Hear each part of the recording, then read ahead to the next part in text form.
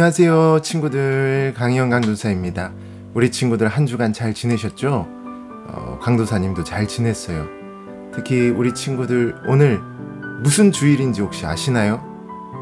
아마 아는 친구들이 별로 없을 거예요. 오늘은 이제 고난주간을 시작하는 종려주일입니다. 그래서 오늘을 시작으로 내일부터 한 주간 고난주간이 시작되고, 그리고 다시 돌아오는 주일이 이제 부활절이 되는 거예요. 그래서 오늘부터 우리가 한 주간은 정말 예수님께서 받으신 고난과 부활에 대해서 함께 생각하고 기도하는 시간을 우리가 보내는 겁니다.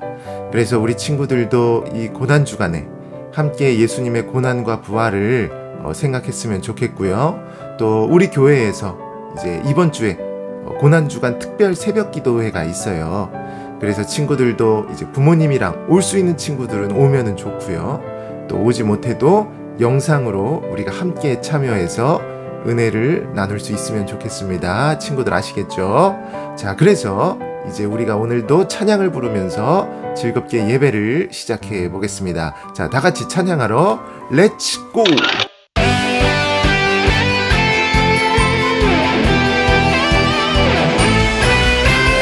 하나밖에 없어요. 이 세상 진짜 소망. 둘도 셋도 없어요. 예수님뿐이에요. 나도 세상의 빛으로 오늘도 천국을 준비하며 땅 끝까지 전해요. 이 세상 진짜 소망. 나의 소망은 예수님, 예수님뿐이에요. 나의 소망은 예수님, 예수님뿐이에요.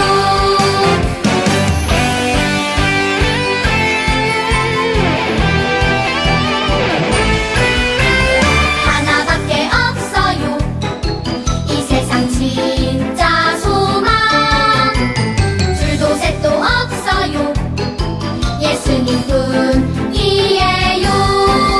나도 세상의 빛으로 오늘도 천국을 준비하며 땅 끝까지 전해요. 이 세상 진짜 소망. 나의 소망은 예수님, 예수님뿐이에요. 나의 소망은 예수님, 예수님뿐이에요. 나의 소망은 예수님, 예수님뿐이에요. 나의 소망은 예수님, 예수님뿐이에요.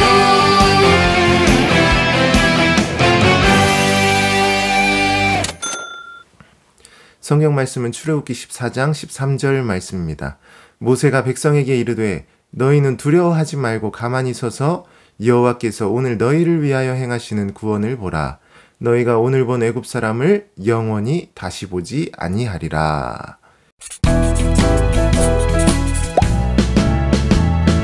모세가 백성에게 이르되 너희는 두려워하지 말고 가만히 서서 여호와께서 오늘 너희를 위하여 행하시는 구원을 보라. 너희가 오늘 본 애굽 사람을 영원히 다시 보지 아니하리라. 출애굽기 14장 13절.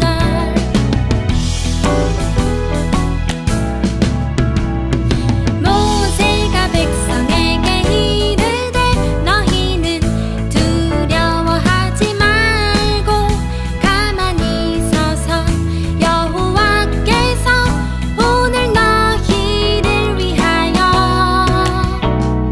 행하시는 구원을 보라.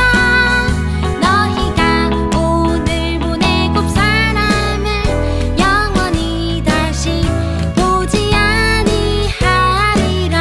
출애굽기 14장 13절.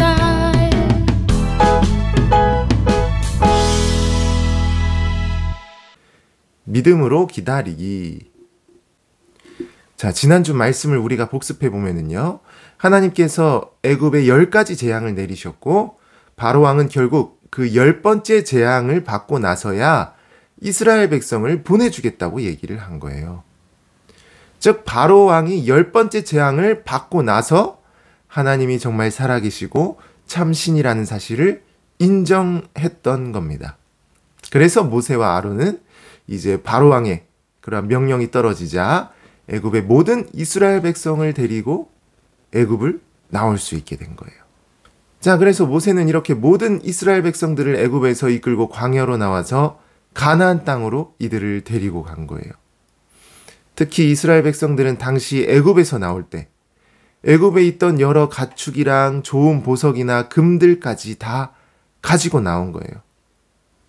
어떻게 그걸 가지고 나올 수 있었냐면 하나님께서 그렇게 가지고 나오라고 말씀을 하셨고 또 바로 왕도 10번째 재앙을 받은 후에 이제는 하나님을 두려워하게 된 거예요.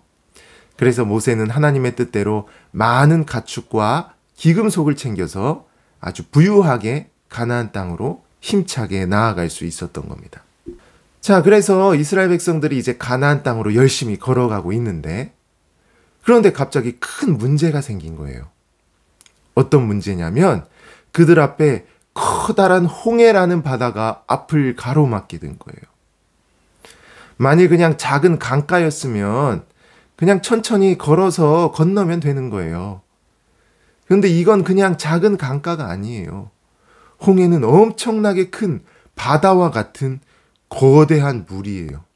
그래서 모세와 이스라엘 백성들은 이 홍해 바다를 그들의 힘으로 도무지 건널 수 없었던 거예요. 자, 그런데 홍해가 이렇게 이스라엘 백성의 앞을 막고 있는데 뒤에는 더 심각한 문제가 생긴 겁니다. 뭐냐면 애굽의 바로 왕이 마음을 또 악하게 먹고 이놈들 이스라엘, 내가 너희들을 가만두지 않겠어 라고 외치면서 엄청난 병사들을 이끌고 이스라엘 백성들을 쫓아오는 겁니다. 자, 그래서 이스라엘 백성들은 다 겁에 질리게 된 거예요. 지금 앞에는 바다가 가로막고 있어서 앞으로 갈 수가 없어요. 또 뒤에는 바로 왕이 말을 타고 달려오니까 이대로 있다가는 꼼짝없이 당할 수밖에 없는 거예요. 그래서 이스라엘 백성들은 아이고 이제 망했구나. 우리는 바로 왕에게 잡혀서 다 죽게 될 거야 라고 말하면서 다들 두려워 떨기 시작했던 거예요. 자, 그리고 이스라엘 백성들은 이런 상황의 원인을 다 모세 탓으로 돌리기 시작했어요. 그래서 모세에게 가서 야 모세, 네가 쓸데없이 우리를 애굽에서 나오게 해서 이렇게 죽게 만든 거야. 애굽에 그냥 있었으면 우리는 그래도 살 수 있었잖아 라고 말하면서 모세를 막 원망하기 시작을 한 겁니다. 그래서 모세는 백성들의 말을 듣고 슬퍼하면서 하나님께 기도했어요. 하나님, 지금 뒤에는 애굽 병사들이 쫓아오고 앞에는 홍해가 막고 있는데 도대체 어떻게 해야 할까요? 너무 어려운 상황입니다. 하나님 도와주세요. 그러니까 하나님께서 말씀하셨어요. 이게 출애굽기 14장 15절과 16절 말씀인데요. 너는 어찌하여 내게 부르짖느냐? 이스라엘 자손에게 명하여 앞으로 나아가게 하고 지팡이를 들고 손을 바다 위로 내밀어 그것이 갈라지게 하라. 자, 그래서 모세는 하나님의 이런 말씀을 듣고 그 말대로 홍해를 향해 지팡이를 탁 하고 내민 거예요. 자, 그랬더니 어떤 일이 생겼느냐? 홍해의 물이 이렇게 벽으로 갈라지면서 양옆으로 갈라지면서 마른 땅이 드러나게 된 거예요. 그래서 이스라엘 백성들은 이렇게 갈라진 홍해 바다에 마른 땅이 생기니까 그 마른 땅을 걸어서 홍해를 모두가 안전하게 건너갈 수 있게 된 거예요. 자, 그런데 홍해를 건너는데 또 다른 문제가 생겼어요. 뭐냐면 홍해 바다를 이스라엘 백성만 건널 수 있는 게 아니라 누구도 건널 수 있냐면 애굽 병사들도 건널 수 있었던 거예요. 그래서 바로 왕은 여봐라, 우리도 저 홍해 바다를 건너서 이스라엘 백성들을 모두 없애버리자 라고 외치면서 막 애굽의 병사들이 이스라엘 백성들을 쫓아오기 시작을 한 거예요. 자, 그런데 그때 이스라엘 백성들이 다 홍해를 건넜을 때 모세가 다시 지팡이를 홍해로 번쩍 든 거예요. 그러니까 홍해가 어떻게 되었냐면 갈라졌던 물이 다시 원래대로 돌아오게 된 거예요. 그래서 홍해를 건너던 애굽 병사들이 전부 홍해에 그 거센 물살에 휩쓸려서 바다에 다 빠지는 신세가 되어버린 겁니다. 그리고 심지어 그 홍해를 건너던 애굽의 바로 왕까지도 그만 그 홍해에서 애굽 병사들과 함께 죽게 되었던 겁니다. 그래서 이스라엘 백성들은 홍해가 앞을 가로막았던 그 절체절명의 위기에서 하나님의 도우심으로 그 바다를 안전하게 건너게 되었고, 뿐만 아니라 악한 대적이었던 애굽 병사들은 오히려 그 바다에서 다 심판을 받아 모두 죽게 되었던 겁니다. 자, 그래서 우리가 오늘 말씀에서 꼭 기억할 구절은 출애굽기 14장 14절 말씀인데요. 우리가 읽어보면 여호와께서 너희를 위하여 싸우시리니 너희는 가만히 있을지니라. 그러니까 무슨 말이냐면 오늘 말씀에 이스라엘 백성들은 실제로 아무것도 할 수 없는 상황이었던 거예요. 앞에는 홍해가 가로막았고 또 뒤에는 애굽 병사가 쫓아오고 있어서 앞뒤로 완전히 포위된 상태였던 거예요. 즉 백성들은 아무것도 할 수가 없었어요. 하지만 하나님께서는 그 백성들이 아무것도 할 수 없는 상황에서 오직 하나님 홀로 일하셔서 놀라운 기적으로 이스라엘 백성들을 구원해 주셨던 겁니다. 그러니까 백성들은 아무것도 하지 않았고 또 아무것도 할 수 없었지만 하나님만이 일하셔서 백성들을 구원해 주셨던 겁니다.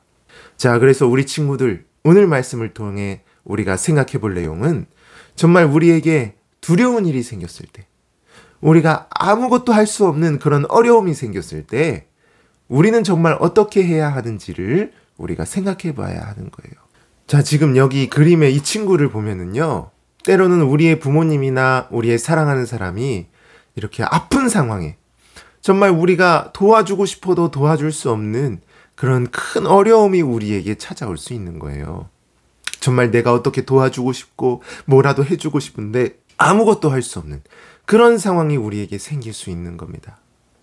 그런데 이런 상황에서 우리는 내가 아무것도 할 수 없다고 울기만 할 것이 아니라 우리 친구들은 하나님께 기도하고 하나님 도와주세요. 하나님 우리를 위해 일해주세요. 라고 하나님께 기도할 수 있어야 하는 겁니다. 실제로 성경에서 하나님께서는 이스라엘 백성들이 아무것도 할 수 없는 그런 상황에서 친히 역사하시고 그들을 구원해 주셨던 겁니다. 이처럼 우리 하나님도 우리를 위해 이렇게 일하신다는 거예요. 여러분, 그러므로 우리 친구들도 학교나 가정이나 여러 상황에서 정말 아무것도 할 수 없는 너무 어려운 상황이 우리에게 찾아온다고 해도 슬퍼하지 말고 포기하지 말고 하나님을 의지하고 하나님께 기도하는 그런 복된 우리 유년부 친구들이 되시기를 간절히 소원합니다. 아멘. 하나님 감사합니다. 오늘 우리가 말씀으로 아무것도 할 수 없는 어려운 상황에서 하나님의 놀라운 능력으로 구원을 받은 이스라엘의 홍해 사건을 배웠습니다. 우리 친구들도 때로는 학교나 가정에서 아무것도 할 수 없는 그런 어려운 상황에 처할 수 있지만 포기하지 않고 하나님께 간구하고 기도하는 그런 복된 우리 유년부 친구들이 되게 해주세요. 예수님 이름으로 기도합니다. 아멘.